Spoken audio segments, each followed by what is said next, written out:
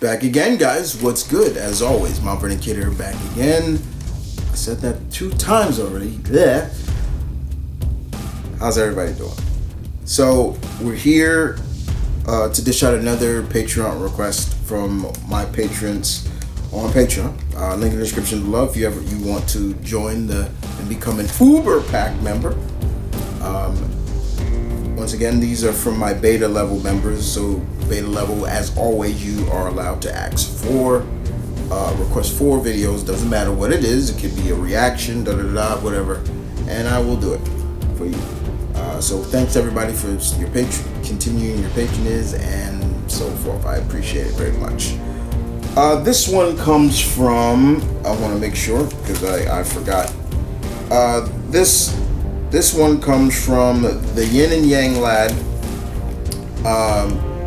and this one is favorite Stephen King adaptations. Everybody should know Stephen King, one of the masters of horror, and when it comes to writing horror and sci-fi and things like that. And this man has had a lot of his work adapted to film and TV. A lot of things he's written for screenplays and everything like that. So for this list, guys, I'm not just including movies that were adapted from his literature, from his bibliography. I'm also adding movies that he directed or he wrote the screenplays for. So yeah. So I believe it or not, it's a big list. It's 16. I got 16. You didn't give me a number, lad. So I just did 16. So let's kick it. Let's do it. Here we go. Number 1, we're gonna start it off with is Silver Bullet. One of my favorite werewolf movies. Even though, yes, the werewolf looks like a bear. Now, if I'm not mistaken, this was adapted from Stephen King's book called The Werewolf Cycle, I believe. I think it's something like that. But this is the movie that starred the late Corey Haim, and the werewolf in there was a priest, a father. He was a man of the cloth, and we see Gary Busey at the end just getting tossed around by this bear-like wolf, which was just really funny at times. But I love it. It's cheesy, but I loved it. I really did. Number 2 on the list we go to is Firestarter. This was at a time. This was what, 84. So this is at a time still young Drew Barrymore. She's still young. She's just coming off doing E.T. So it's 2 years after. I liked it, and when I read the novel, there were a lot of things missing from it, of course, but I did like it. She was a pyrokinetic and things like that. I thought it was really interesting whenever they would show her doing her pyrokinesis, like they would do the fireball, like it would come at them, and sometimes she just looked sad, things like that. I never watched the remake that they did not too long ago. I know it's on I think it's on Peacock or something. I might still watch it, but yeah. It's Firestarter. I had to put that on there. Number 3 on the list, Cujo. Like I said, I love Cujo. But this is a movie that could not be made today, because in my opinion, any animal rights group, PETA, they would be involved with such a, why are you doing that? Why you got this dog? And of course, also at that time, from my understanding, at that time, rabies, finding the signs of rabies, a dog has rabies or something like that, wasn't that knowledgeable. Correct me on that. Now we know, okay, what are some of the signs of an animal, especially a canine, has rabies. today. But here it was different. You had, outside of just Cujo, he was a loving dog, and then chasing a rabbit, stuck his head in the rabbit hole. The bats bit him, and then of course he caught the rabies. And you could see the signs of him. He was sensitive to loud noises. He started to, things like that. And of course, then you add the other element of Dee Wallace having an affair, and things like that. And that story went on. And of course, they go to see the Cujo's owners because he was a mechanic, and of course they come back, and then Cujo attacks them, and this dog is just going ham on this little Pinto, as I think it was a Pinto, and of course slamming his head into the. I'm like, this dog is sick, and he started looking more disgusting, and then of course we saw the ending. But yeah, we never see Dee hitting Cujo with the bat, or shooting or stabbing him or anything like that. It never really showed it. They cut away from it. So, but yeah, Cujo's on the list. They did do something kind of to honor Cujo. Remember the movie Man's Best Friend? But he was more of a genetically altered dog instead of just a dog with rabies. Yeah. Number 4 on the list, we go to his Pet Sematary. I will always like the first one. I didn't care for that sequel, and I only saw a little bit of the remake. But of course, with that, and I still haven't watched the prequel that's out yet. But outside of that, Pet Sematary, classic. You feel for the family, especially the dad. Seeing his son get that right there will always get me. It's something about kids getting hit by cars. This kid got hit by a truck. It's just always not good. And I'm forgetting the actor who played Herman Munster was great in that movie. He had that New England accent down real well. But they never showed the source of why, and they never bring up the Wendigo. That's because that's what it is, the Wendigo. But they never bring it up. But yeah, the ending is just, you knew what was going to happen. That was the thing. Like, you knew what was going to, he just got, to me, what bothers me about the ending is just how stupid he was, because he knew this shit was going to happen. Your wife dies, and then killed by your 3-year-old or 4-year-old child, which is just hilarious to me. You knew you gonna bury her. You knew what was going to happen. She was going to come back, and she was going to kill her. And then you saw it, he kissing her and all that pus and stuff, and she just picked the knife, and that was just pissing me off a little bit. But yeah. Number 5, Christine. It's Christine. It's funny because that's the name of my late mother. Was the name of my late mother, but Christine.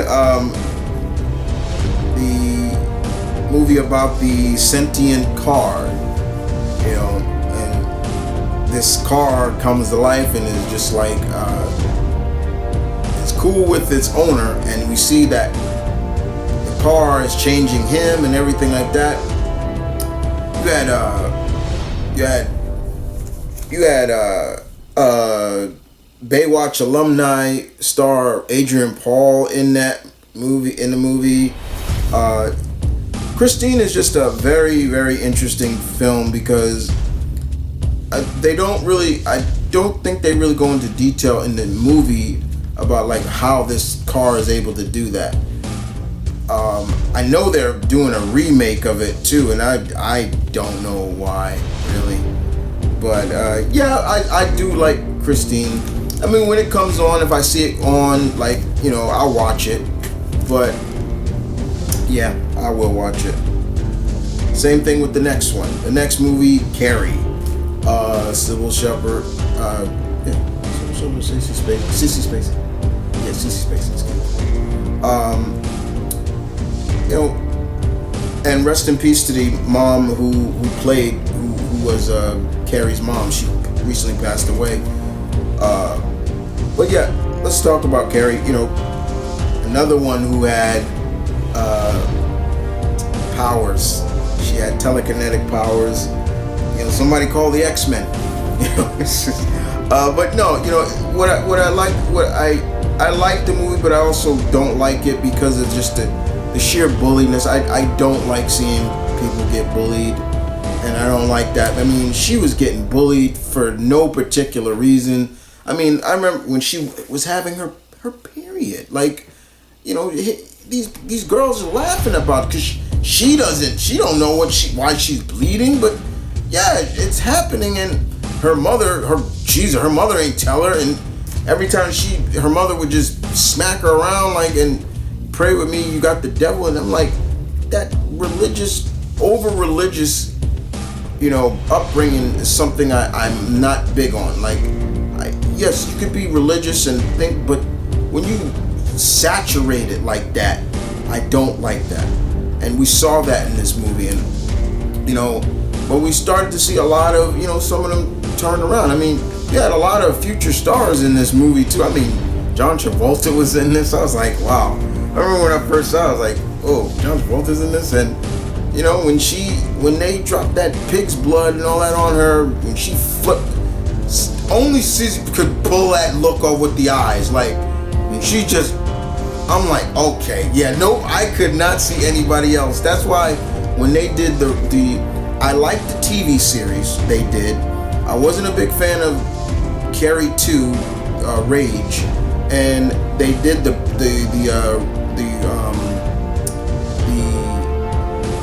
reboot with Chloe Moretz. I didn't really like that one because it was like, she doesn't look as much as almost like, okay, she's an outsider. What was wrong with her, really? It didn't feel right. I mean, Julianne Moore was fine, but it didn't live up to what I mean, even when she was using, her I will say that when she used her telekinetics and her powers and she was doing some things, I was like, okay, this was on some X-Men like stuff. But there was one time her eyes were rolling in the back of her head. That's the remake. But she did it, yeah. Like when she would just be looking around and that was crazy. But I do love Carrie. Number 7 is It. Yeah, what is It? It, Pennywise the clown. I think Tim Curry, the great Tim Curry did a great job, and I'll even give a lot to one of the brothers. I'm forgetting. I think it was that Ben. I think that's Ben. But I think they both did a great job at playing Pennywise. They both came off scary. And if you're scared of clowns, yeah, then the same for you. Because there's a lot of people that are scared of clowns. I forget the phobia name of people who are scared of clowns, but yeah, it's not a joke. And I thought they both did a good job. That's why I will say both of them. I'm kind of going with both, but I think when most people think of Pennywise now, yeah, a lot of kids that are young adults or who seen the remakes never saw the original with Tim Curry. They think of Pennywise now, Pretty good. Yeah, come on. Number 8 is The Shining. I think we all appreciate The Shining for what it was, what they did. It probably has one of the most iconic scenes in the movie. Of course, here's Johnny. It's crazy to hear what some of the actors went through on the sets, and you do feel for them at times. You do feel for them, but outside of that, you gotta love The Shining. You really do. It's a good movie, but it also has kind of a scary theme. That theme is kind of scary. I ain't gonna lie. Number 9 is Dr. Sleep. I had finally first I didn't watch Dr. Sleep, and first time I kind of watched a little bit of it was through James A. Janice's dead meat, his kill count. And then I watched the whole thing one time. It came on, and I watched it, and I still like it just as much. I know for a fact King loved Dr. Sleep. He loved the film adaptation of Dr. Sleep because they did some things in the movie that he didn't write in the book. So he really appreciated that, and you could tell there was a lot of love with that film. And Rose the Hat, she what a bitch she was, and even when I watched it, the kill count of when they killed the boy, and then seeing it, watching it, it's even worse. I'm like, oh, you really feel for that boy. Like the boy they killed to get his steam or to get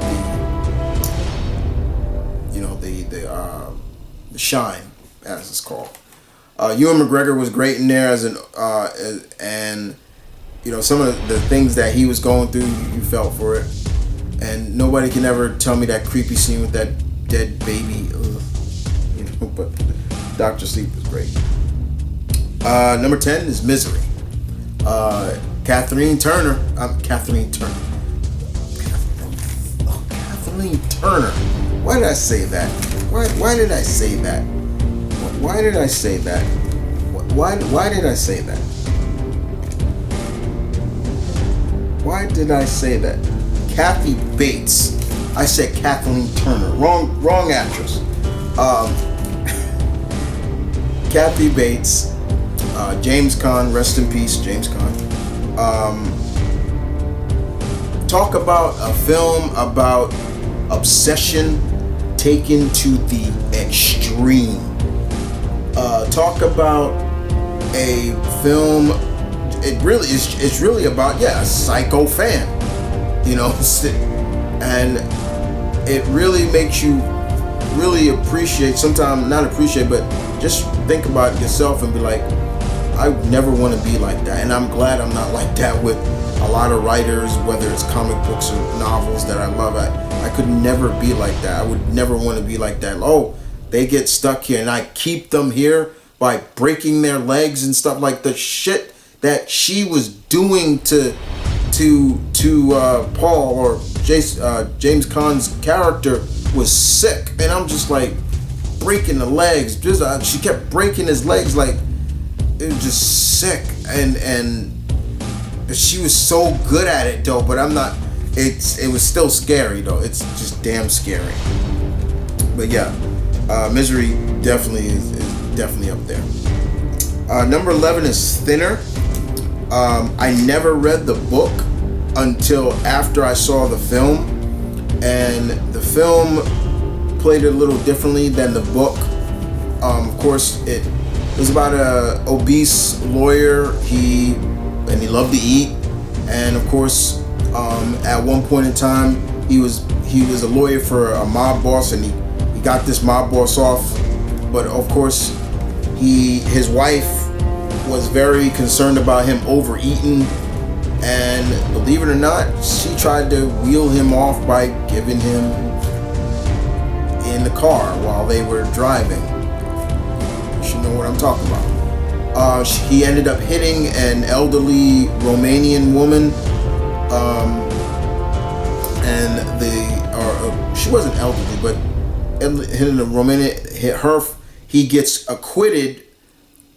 And of course, the father of that woman puts a curse on him, basically like a gypsy curse on him, I'm forgetting his name, and he starts losing weight rapidly. Like he's losing it, getting thinner and thinner and thinner, even to the point where his wife is even thinking he has cancer. So it's scary. It's a very body shape horror that was just. It was just, like you could imagine what that's like to just be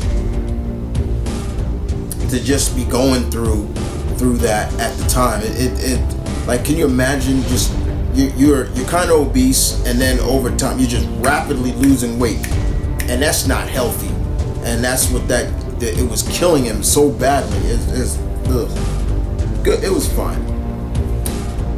Number 2 on the list is Creepshow. You think I wasn't gonna have Creepshow on there yet? Stephen King directed and wrote a lot of those stories, and I will always give him credit. I mean, he was even in one of the stories, which was funny.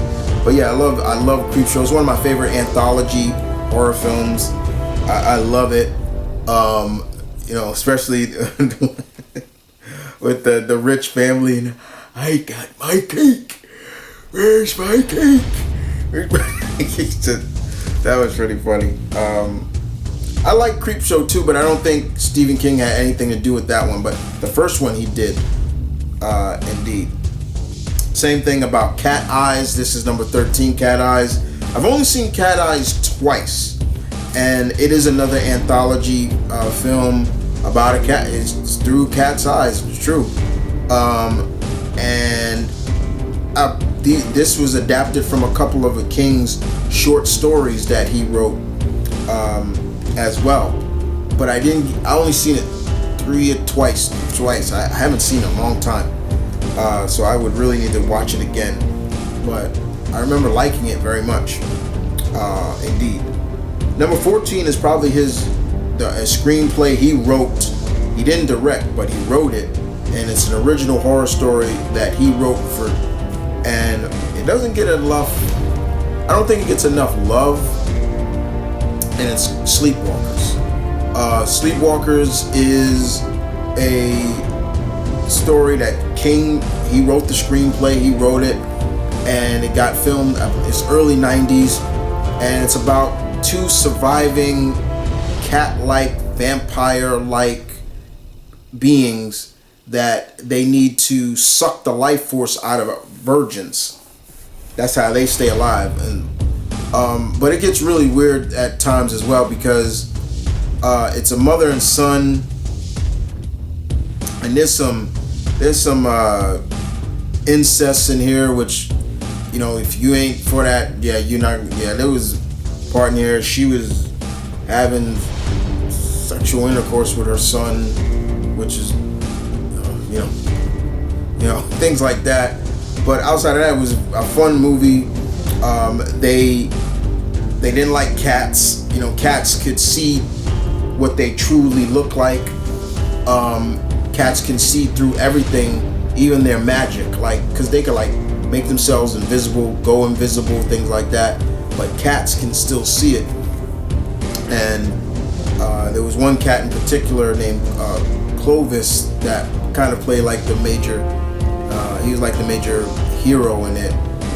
When the son died, the mom went on a rampage, and she biting fingers off, she's like breaking hands.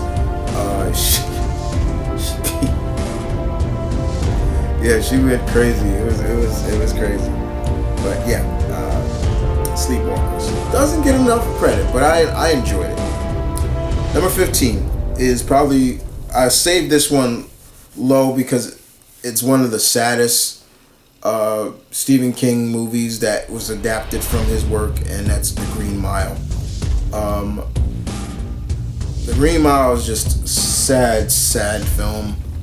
The late Michael Clark Duncan, Tom Hanks, Barry Pepper, they all just did a great job in this film. But it's a very sad movie about this giant of a man who seemed to be either a fallen angel or whatever. I'm forgetting, because I haven't read the novel in a long time, but the movie, it's really up there.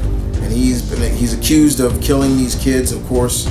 But when he's in this prison, he can heal people and bring people back to life. I mean, he brought this little mouse back to life and things like that. And he's in there with the real killer and things like that. They really emphasized Michael Clark Duncan's size in this. Like whenever he stepped off the whole truck shook. Like, they really play. I mean, Michael Clark was a big man. He was like, 6'8"? He was a big man. But they really emphasized it in this, like, really much. But he he was kind of childlike too. Like he didn't like don't didn't like the dark, and it was really sad at the end, especially when they executed him. You know, all the guards loved him. They knew what he was, and they knew, but they had to, you know, by law they had to, and you could just see them all like crying, and you know, some of them would tell him like, keep it together, keep it together. It was I can't get through that movie without crying. It's a very sad movie. So yeah, Green Mile. And the last one, number 16, is The Mist. The Mist is another one of those movies, very sad ending, and not an ending not in the original source material as well. But Stephen King actually liked it too. He actually liked, if I recall, he actually liked the ending. So as you all know, The Mist was a ensemble cast. A lot of Walking Dead alumni in this too. But Thomas Jane, Andre Braugher, Toby, I'm forgetting his name. A lot of different people were in this movie, and it's about a group that is a mist arises, but inside the mist there are these creatures, monsters, that have come from another world, and they're trapped in this convenience store, and we just see some of these monsters picking off from people, from the military, everything like that, and we start to see, while they're in this like convenience store, this market, we start to see people not trusting people, just amount of division between people, and you know, going back to religion, you know, there was the character in there who was just very religious, and she's just yeah, this is God's work and everything like that, and you know, it's just it was crazy. And even like I said, you know, the individuals that saw these monsters and things like that. There was even one scene where they're driving through the mist because they left. There was this giant one that you could barely see it, but you could hear it, and things like that. And of course, the ending, which just really sucked. You know, Thomas Jane's character, they think that, you know, mist is not going to clear and everything like that, so they Thomas Jane takes out the gun, he shoots his son, he shoots all the passengers in the car with him, and he can't shoot himself. I think he ran out of bullet. And so he goes outside to just let the monsters kill him. And where it looks like, oh, here come one of the monsters now, and they're gonna kill him, it's the army. Consult him, and he just realizes if he had just waited a little bit longer, they would have been okay. But he ended up killing his son, and it's just heart-wrenching cry what Thomas Jane gives is just like, oh, he felt so bad. But that wasn't in the original source material. In the book, it was not. It was changed, but King actually liked it. So yeah, The Mist was another great adaptation in my opinion. So those are 16. Stephen King has so many of his novels or his works that have been adapted to film, and you know, he still writes to this day. I think he's written over 60 books. You know, and he's written them. You know, I know for a fact Stephen King has a big like beef with another one of my favorite writers, Robert Patterson. He does not like Robert Patterson, and because Patterson comes out with books almost like this, and he has a big issue with it because he thinks Patterson has like ghostwriters and stuff like that. It's crazy, but. Yeah, Stephen King. I do love Stephen King. There's some books Stephen King novels I need to get because I want to read it, like The Outsider. There's been a couple other ones that came out recently. I keep track on his website like what's coming out next. But yeah, this was fun. This was fun to do. Somebody asked me about Stephen King. Is I do love Stephen King. I got none but respect for him. I know he is he is native of Maine. He was born in Portland, Maine, if I'm not mistaken. Portland, Maine, or one of them. So he's and that's why a lot of his books do take place in Maine. It's kind of the same thing why like a lot of M Night's books or not books M Night's stories. His movies take place in Pennsylvania or near Philadelphia because that's where he grew up. He grew up in Pennsylvania, so I understand that.